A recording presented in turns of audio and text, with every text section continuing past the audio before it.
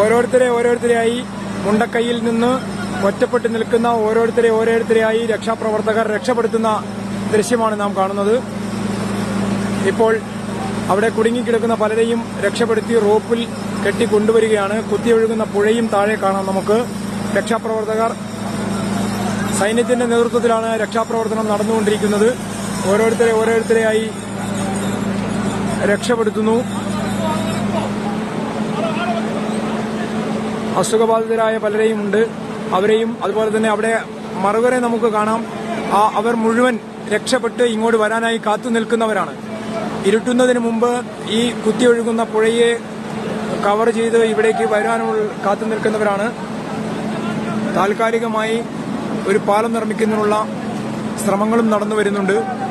സൈന്യത്തിന്റെ നേതൃത്വത്തിൽ, രക്ഷാപ്രവർത്തകരുടെ നേതൃത്വത്തിലാണ് ഇത് നടന്നു വരുന്നത്.